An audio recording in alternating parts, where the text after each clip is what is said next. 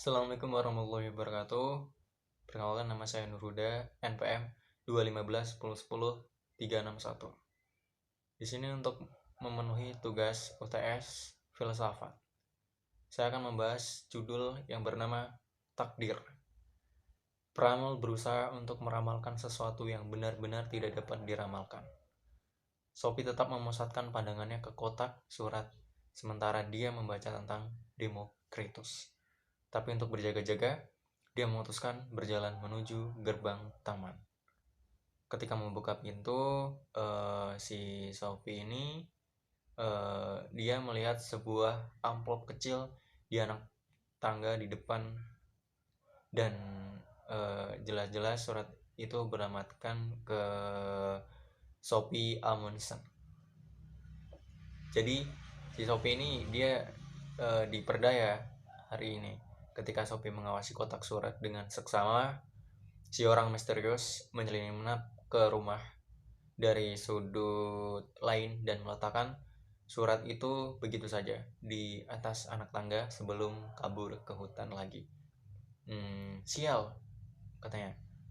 Bagaimana dia tahu bahwa Sophie tengah mengawasi kotak surat hari ini? Apakah dia melihatnya ke jendela?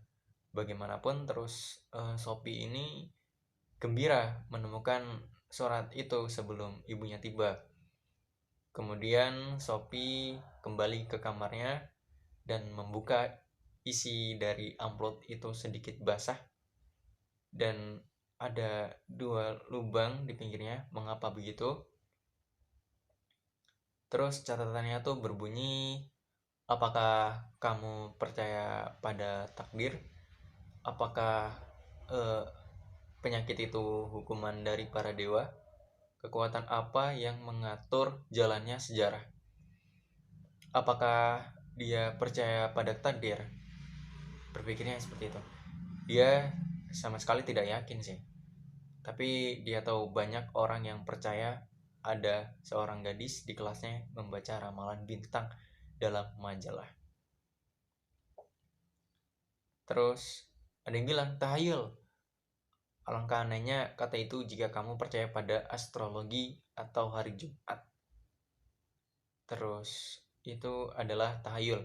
Siapa yang berhak menyebut kepercayaan orang lain itu tahayul? Namun Sophie yakin akan satu hal. Demokritus tidak percaya pada tahayul. Dia adalah seseorang yang sangat misterius. Dia hanya percaya pada atom dan ruang hampa. Sophie berusaha memikirkan pertanyaan-pertanyaan dalam catatan itu. Apakah penyakit itu hukuman dari para dewa? Tentunya tidak ada orang yang mempercayai hal itu sekarang. Terus Sophie teringat juga bahwa orang yang beranggapan berdoa dapat membantu penyembuhan. Jadi bagaimanapun mereka pasti percaya bahwa Tuhan mempunyai kekuasaan atas kesehatan orang-orang. Terus ada pertanyaan terakhir nih yang harus dijawab oleh Sophie belum pernah terlalu memikirkan apa yang mengatur jalan sejarah. Itu pasti orang-orang ya. Jika itu adalah Tuhan atau takdir, berarti manusia tidak mempunyai kehendak bebas.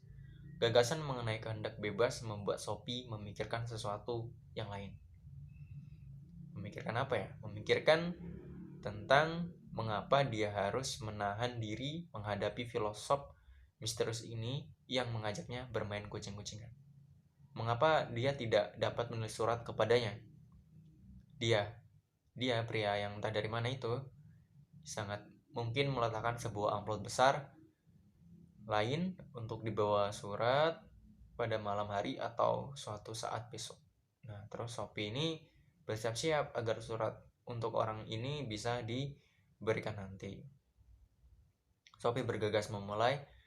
Memang sulit untuk menulis surat. Nah, terus anehnya Sophie ini yang dikenalnya misterius, pria yang dikenal misterius yang ngirimin di amplop ini, dia tuh ngirim surat lagi.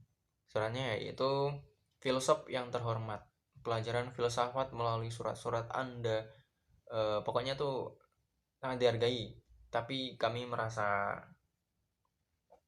sedih karena tidak mengenal siapa Anda. Karena itu kami meminta Anda untuk menuliskan nama lengkap Anda sebagai balasan kami akan menunjukkan keramahan kami seandainya Anda bersedia datang dan minum kopi bersama kami. Tapi lebih baik ketika itu ibu ada di rumah. Dia bekerja dari pukul 7 sampai 30 pagi hingga pukul 5 sore. Setiap hari dari Senin sampai Jumat. Aku ada di sekolah pada hari-hari ini, tapi aku tidak terlalu tiba di rumah pada jam 2 sampai 15 jam. Kecuali hari Kamis, aku juga sangat pintar membuat kopi.